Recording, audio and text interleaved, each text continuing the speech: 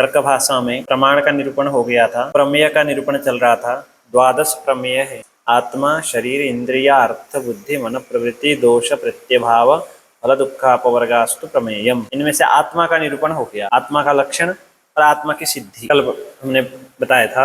आगे आत्मा के बाद द्वितीय प्रमेय है शरीरम, शरीर। तो शरीर का निरूपण करते हैं, तस्य भोगायतनम अंत्यावयवी शरीरम। तस्य इत्युक्ते आत्मनः, आत्मनः यद भोगायतनम तदेव शरीरम। पुनः तत्र एकम इतोपि विशेषणमस्ति अंत्यावयवी। अंत्यावयवित्वे सति आत्मनः भोगायतनत्वं शरीरस्य लक्षणम, ऐसा लक्षण हो जाएगा। आत्मा विभु है, जीवात्मा। विभु मतलब सर्वमूर्त द्रव्य संयोगी। हमारी जो जीवात्मा है विभु है, उसका सभी मूर्त द्रव्यों के साथ संयोग है। तो सुख दुख सर्वत्र होना चाहिए, तो ऐसा नहीं होता है।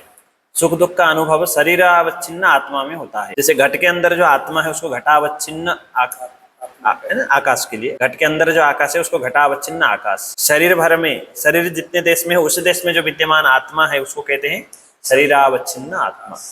आत्मा सुख दुख की उत्पत्ति, आत्मा विभु है, घटावच्छेदेन आत्मा में सुख दुख की उत्पत्ति नहीं होती है, शरीरावच्छेदेन आत्मा में ही सुख दुख की उत्पत्ति होती है। ज्ञान आदि की भी, ज्ञान, इच्छा, द्वेष, प्रयत्न, इन सब की जो उत्पत्ति है शरीरावच्छिन्न आत्मा में, अथवा भोग भी शरीरावच्छिन्न आत्मा में ही होता है। भोग मतलब आगे बताएंगे, सुख दुख अन्यतर साक्षात्कारो भोग। सुख साक्षात्कारो वा भवतु, दुख साक्षात्कारो वा भवतु। चाहे सुख का साक्षात्कार हो चाहे दुख का साक्षात्कार हो, इसको कहते हैं भोग। और भोग कहाँ पर होता है? भोग किसमें उत्पन्न होता है? आत्मा में। साक्षात्कार मतलब ज्ञान, ज्ञान आत्मा का धर्म है। आत्मा तो विभु है, घटावच्छिन्न आत्मा में है ना, घटावच्छिन्न आत्मा में भोग की उत्पत्ति नहीं होती है। यदवच्छिन्न आत्मा में भोग की उत्पत्ति होती है, उसी को भोगायतन कहते हैं। भोग देखिए, आत्मा में भोग की उत्पत्ति होती है, उसका अवच्छेदक कौन होता है? शरीर। आत्मा में भोग की उत्पत्ति होगी, उसका अवच्छेदक कौन होगा? शरीर। शरीरावच्छिन्न आत्मा में भोग की उत्पत्ति, तो भोग का अवच्छेदक क्या होगा? शरीर। और आश्रय कौन होगा? आत्मा।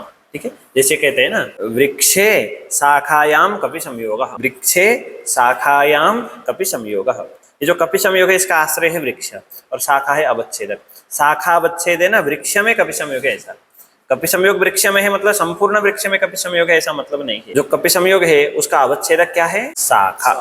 हमेशा दो सप्तमी आते हैं ना, प्रथम सप्तमी जो है वो आधार है, द्वितीय सप्तमी को अवच्छेदक माना जाता है। जैसे वृक्षे शाखायाम, वृक्ष में शाखा में आधार, आधार है ना, अधिकरण है। कपि संयोग का आधार क्या है पूछेंगे तो वृक्ष, और कपि संयोग का अवच्छेदक क्या है पूछेंगे तो शाखा। उसका मतलब होता है वृक्ष में शाखा अवच्छेद है ना, कपि संयोग है इसका। उसी प्रकार भोग कहाँ पर उत्पन्न होता है? आत्मा में।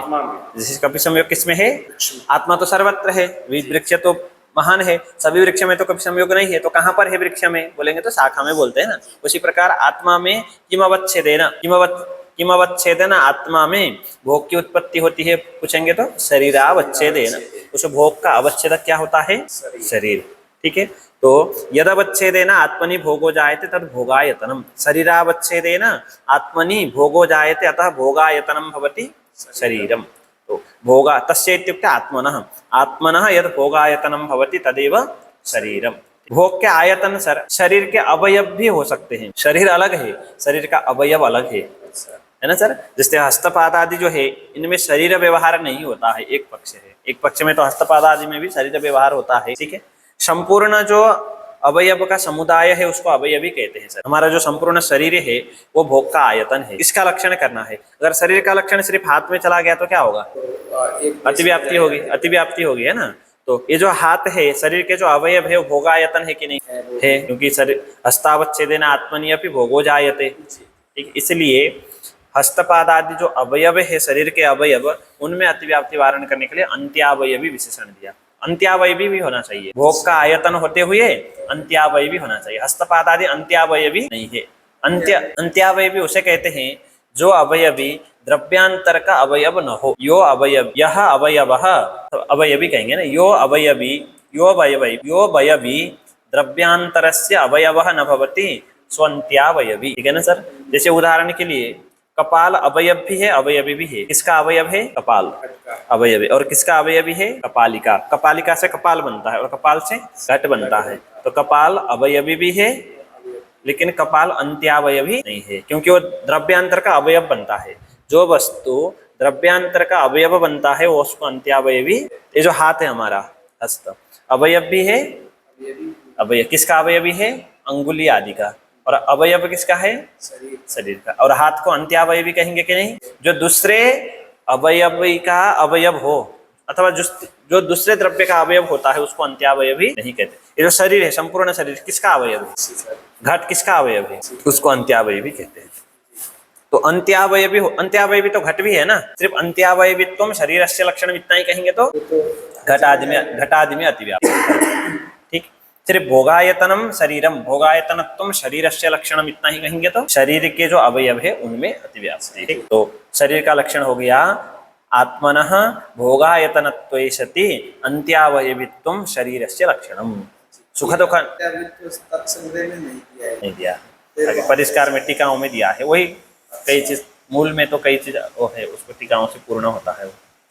सुख दुख अन्यतर साक्षात्कार भोग, भोग से कहते हैं जिज्ञासा हुई। भोगायतन में भोग शब्द आया तो उसका अर्थ बताते हैं सुख दुख अन्यतर साक्षात्कार हो। सुख साक्षात्कार हुआ, दुख साक्षात्कार हुआ भवतु भोगः इति उच्यते। सच इत्युक्ते भोगश्च यदवच्छिन्न आत्मनि जायते, सच भोगः यदवच्छिन्न आत्मनि जायते तद भोगायतनम तच्च शरीरम अथवा तदेव शरीरम। चेष्टाश्रयो वा शरीरम, अथवा शरीर का दूसरा लक्षण करते हैं चेष्टाश्रयः शरीरम। चेष्टाश्रयत्वम शरीरस्य लक्षणम। चेष्टा तो हिताहित प्राप्ति परिहारार्था क्रिया, हित के प्राप्ति के लिए अहित के परिहार के लिए जो क्रिया होती है उसको कहते हैं चेष्टा। और ये जो चेष्टा है वो शरीर का ही धर्म है। चेष्टा किसका धर्म है?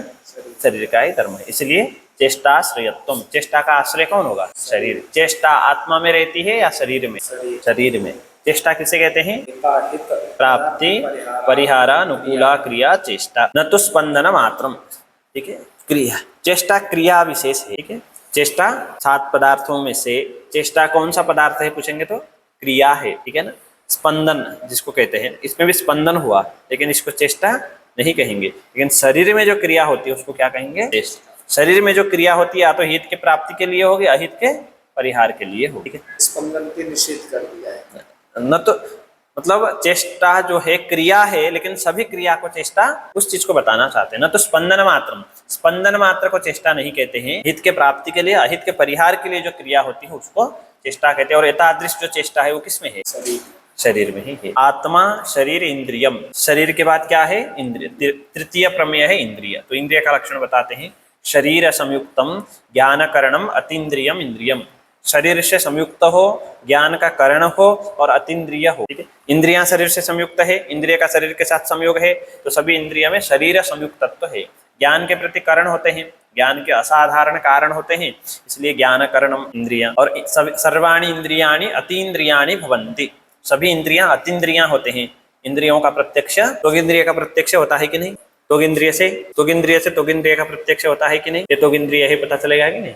इसका स्पर्श पता चलेगा, त्वगिंद्रिय का पता नहीं चलेगा। सर्वाणि इंद्रियाणि अतीन्द्रियाणि भवन्ति। तो शरीर संयुक्तत्व भी चला गया, ज्ञान करणत्व भी चला गया, अतीन्द्रियत्व भी चला गया। किसमें? इंद्रिय में। कितने इंद्रियां हैं? 6। मन भी इंद्रियां है ना। मन में भी शरीर संयुक्तत्व भी है, ज्ञान करणत्व भी है और अतीन्द्रियत्व भी है। तो अब लक्षण का पदकृत्य करते हैं। अतीन्द्रियम इंद्रियम इत्युच्यमा, 2 पद को छोड़ दीजिए, अंतिम वाले पद को ही कहिए। जो अतीन्द्रिय है वही इंद्रिय है, इतना ही कहेंगे तो अतीन्द्रिय तो बहुत सारे पदार्थ है, काल है, आकाश है, परमाणु आदि है, उन सब में अतिव्याप्ति होगी, इसलिए ज्ञान करणम कहना पड़ेगा। काल जो है वो ज्ञान के प्रति करण। अतीन्द्रियम इंद्रियम इति उच्यमाने कालादिरपि इंद्रियत्व प्रसंगः, कालादि में भी इंद्रियत्व की प्रसक्ति होगी, अतः उक्तम ज्ञान करणम इति। अब ज्ञान करणत्व से इंद्रियत्वम, जो ज्ञान का करण हो और अतीन्द्रिय हो उसी को ही इंद्रिय कहेंगे। ज्ञान करणत्व सति इंद्रियत्वम तथापि इत्युक्ते ज्ञान करणपद उपादानेपि इंद्रियार्थ सन्निकर्ष अति प्रसंगः, अतः उत्तम शरीर संयुक्तम इति। इंद्रिय और अर्थ का सन्निकर्ष नहीं होगा तो ज्ञान होगा? नहीं होगा। तो इंद्रियार्थ सन्निकर्ष ज्ञान का करण है कि नहीं? और अतीन्द्रिय है कि नहीं? कौन सा इंद्रियार्थ सन्निकर्ष अतीन्द्रिय है? संयोग। संयोग अतीन्द्रिय है। कैसे? देखिए, अभी इसका प्रत्यक्ष होता है। मान लीजिए ये जो वस्तु है, द्रव्य है ना, घटपट आदि, उनका तो इंद्रिय से प्रत्यक्ष हुआ। इन दोनों का सन्निकर्ष क्या है? संयोग। संयोग का हमें प्रत्यक्ष नहीं होता। अभी इनका संयोग है, इनका प्रत्यक्ष नहीं होता। होता है, बढ़िया से होता। संख्या संयोग द्विइंद्रिय ग्राह्य गुण है।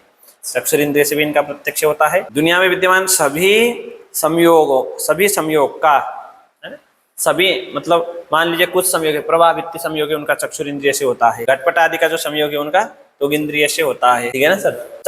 चक्षुरिंद्रिय का जो संयोग है उसका हमें प्रत्यक्ष नहीं होता, वो अलग बात है, ठीक है ना। क्योंकि चक्षुरिंद्रिय जो है वो अतीन्द्रिय होने से उसका संयोग का हमें पता नहीं चलता, उसका प्रत्यक्ष नहीं होता, इसलिए वो अतीन्द्रिय है। संयोग अतीन्द्रिय है नहीं कहना है।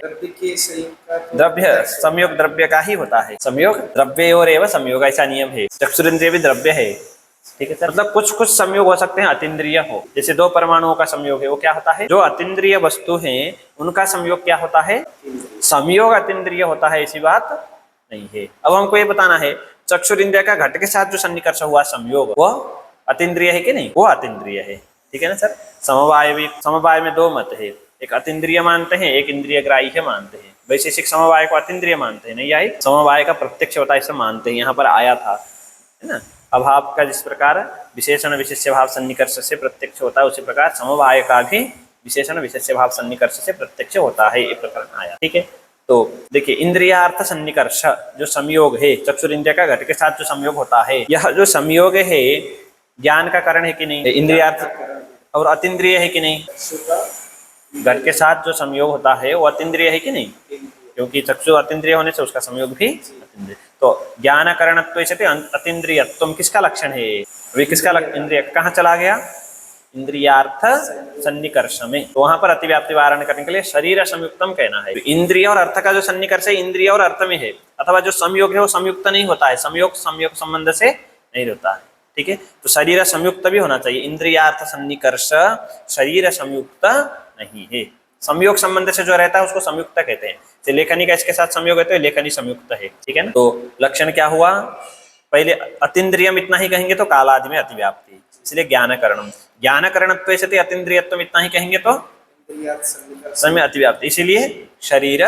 संयुक्तम, अतः शरीर संयुक्तम ज्ञान करणम। अब अंतिम वाले को हटा दीजिए, पहले वाले दो को कहते हैं शरीर संयुक्त भी हो और ज्ञान करण भी हो। अतीन्द्रिय कहने की क्या आवश्यकता है, तो उसके लिए कहते हैं आलोकादेरपि आलोकादे इंद्रियत्व प्रसंग अतः उत्तम अतीन्द्रिय। आलोक है सर, प्रत्यक्ष के प्रति आलोक भी कारण है, उद्भूत रूप कारण है, महत्व कारण है। जैसे घटपट आदि का प्रत्यक्ष होता है उसके प्रति आलोक भी असाधारण कारण है, तो उसको भी ज्ञान का क्या हो गया, करण हो गया। और आलोक शरीर संयुक्त है कि नहीं, आलोक का शरीर के साथ संयोग हो रहा है कि नहीं अभी, तो आलोक के प्रकाश, तो शरीर संयुक्त तत्व ज्ञान करणत्व किसमें है, आलोक में। किसका लक्षण है, आलोक में चला गया अतिव्याप्ति, इसीलिए अतीन्द्रियम, आलोक जो है अतीन्द्रिय नहीं है, आलोक का प्रत्यक्ष होता है चक्षुरिंद्रिय से।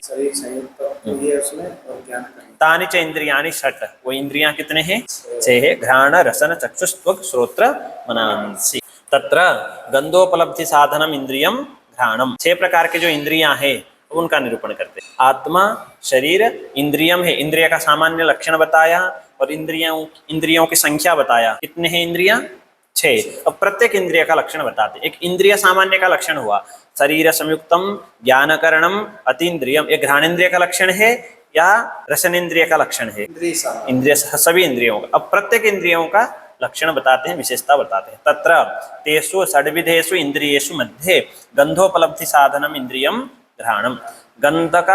गंधोपलब्धि, गंध का प्रत्यक्ष का जो साधन हो और इंद्रिय भी हो उसको कहते हैं घ्राण। गंधोपलब्धि साधनत्व इंद्रिय, इंद्रियत्व इतना ही कहेंगे तो चक्षुरादि में अतिव्याप्ति होगी। गंधोपलब्धि साधनत्व इतना ही कहेंगे तो गंध के उपलब्धि के प्रति साधन कारण काल आदि भी होते हैं जो कार्य सामान्य के प्रति कारण है, इसलिए इंद्रियम। नासाग्रवर्ती, घ्राणेन्द्रिय कहाँ रहता है, नासिका के अग्रभाग में। तच्च पार्थिवम, और घ्राणेन्द्रिय किससे बना है, पृथ्वी से बना है, पार्थिव है। क्यों घ्राणेन्द्रिय पार्थिव है, हमें कैसे पता चलेगा, और से क्या और से क्या नहीं होता बताते हैं ना। तच्च पार्थिवम गंधवत्वात्, घ्राणेन्द्रिय पार्थिव है क्यों, गंध होने से। घ्राणेन्द्रिय पार्थिव है क्यों, घ्राणेन्द्रिय में गंध है, गंधवत्वात्। गंध का ग्रहण और किसी, ये बताएंगे इसको, है ना, वो हेतु नहीं।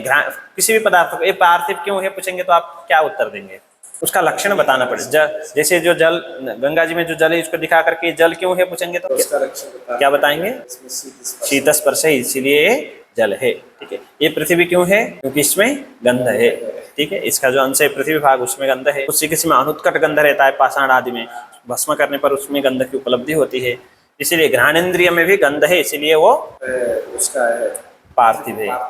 फिर पता घ्राणेन्द्रिय में गंध है कैसे पता चलेगा आपको, इसका अनुमान करना पड़ेगा। ठीक है, वो बताते हैं। गंधवत्वंच गंध ग्राहकत्वात्, जो भी गंध के ग्राहक होते हैं रूपादियों में से जो गंध का ग्राहक होता है वो गंधवान ही होता है। जैसे अनुमान, यदिंद्रियम रूपादिषु पंचसु मध्ये यम गुणम गृह्णाति तदिंद्रियम तद्गुण संयुक्तम। यदिंद्रियम, ठीक है, जो इंद्रिय रूपादि में से रूप रस गंध स्पर्श शब्द में से जिस गुण का ग्रहण करता है, जैसे घ्राणेन्द्रिय रूपादि में से कौन से गुण का ग्रहण करता है,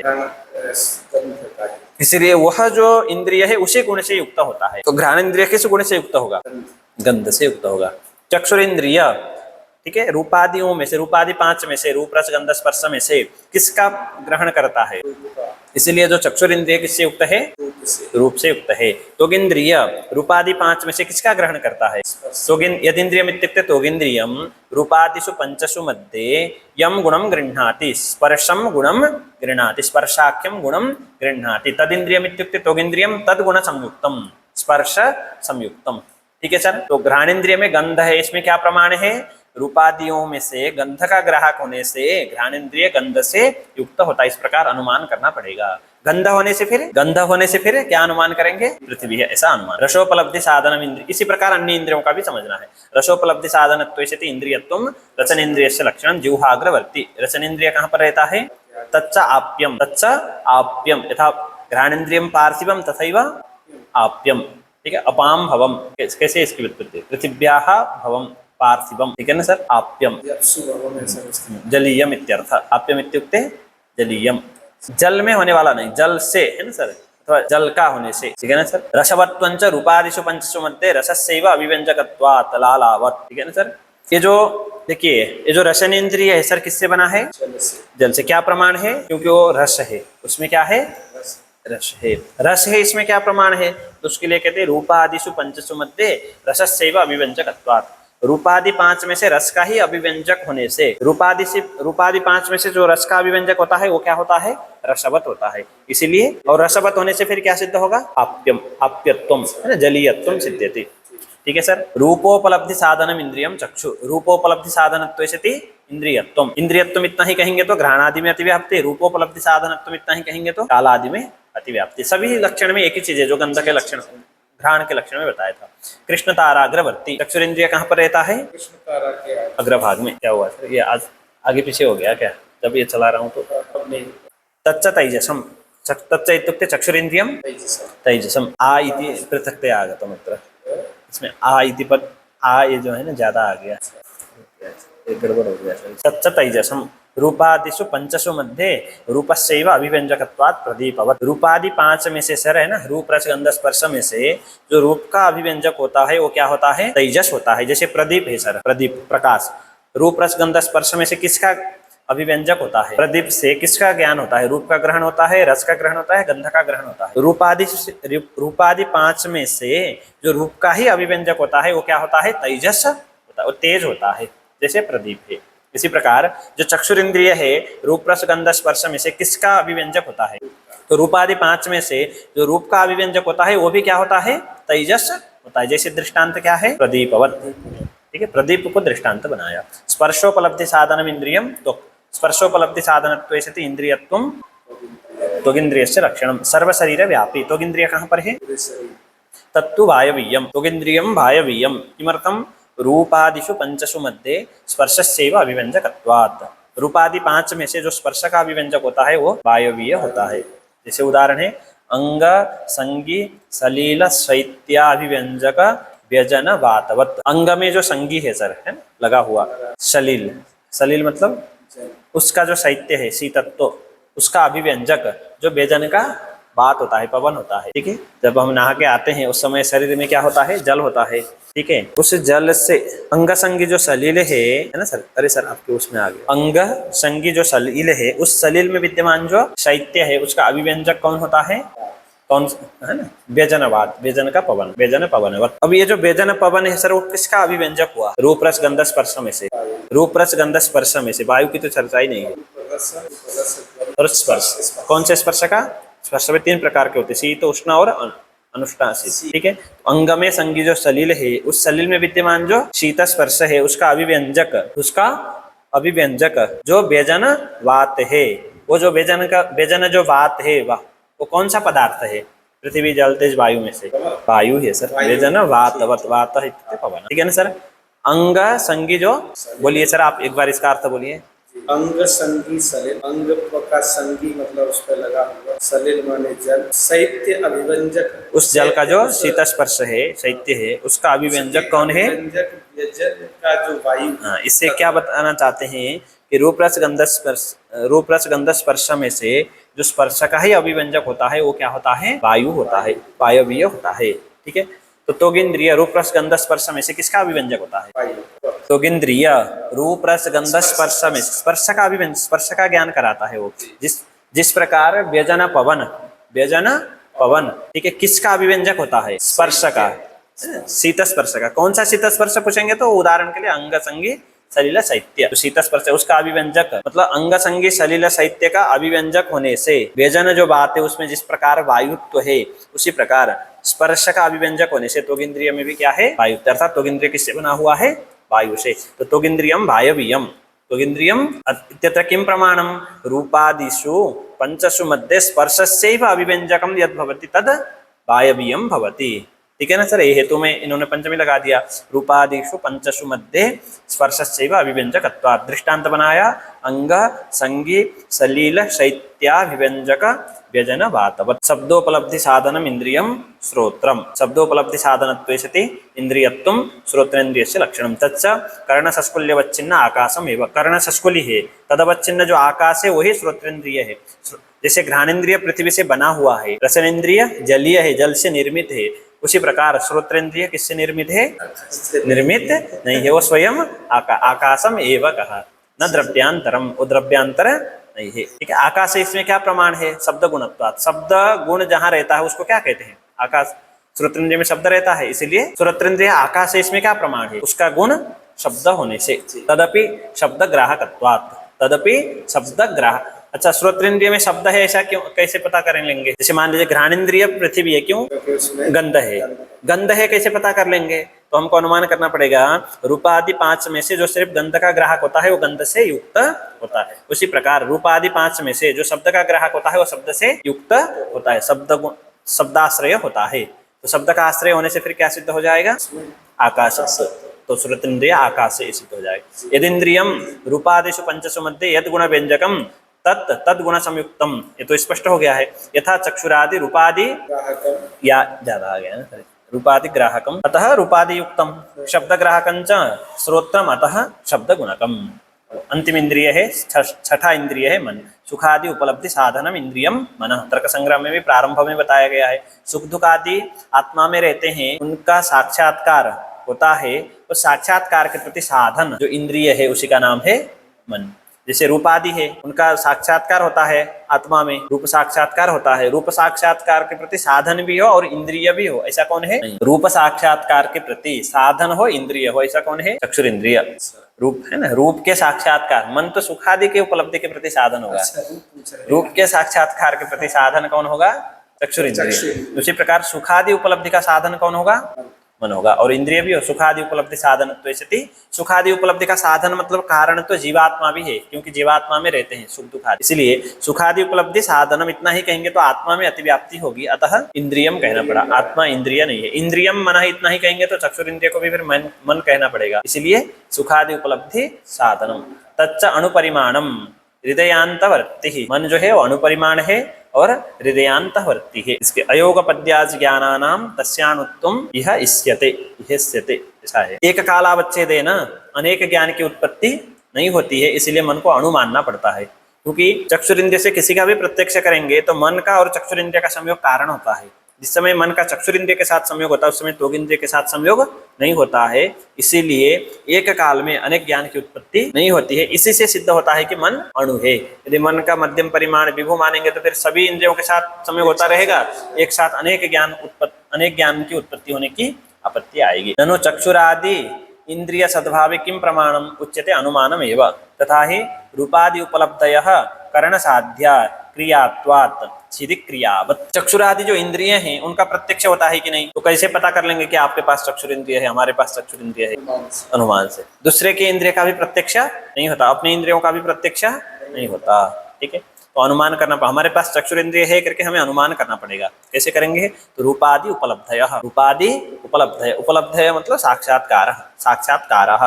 रूपादि का जो प्रत्यक्ष है, रूपादि की जो उपलब्धि है वो करण साध्य है, किसी न किसी करण से ही वो जन्य होंगे। क्रियात्वात्, क्योंकि जो साक्षात्कार है वो क्रिया है, रूप की जो उपलब्धि है, रूप का जो साक्षात्कार है वो क्रिया है। जितने भी क्रिया होते हैं वो किसी न किसी कारण से साध्य होते हैं।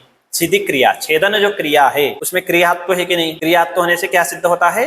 करण साध्यत्व, तो किसी न किसी करण से जन्य होता है। कौन? सीधी क्रिया, सीधी क्रिया, सीधी क्रिया। यत्र यत्र क्रियात्वम तत्र तत्र करण, यथा सीधी क्रिया, सीधी क्रिया में क्रियात्व है कि नहीं? करण साध्यत्व है कि नहीं?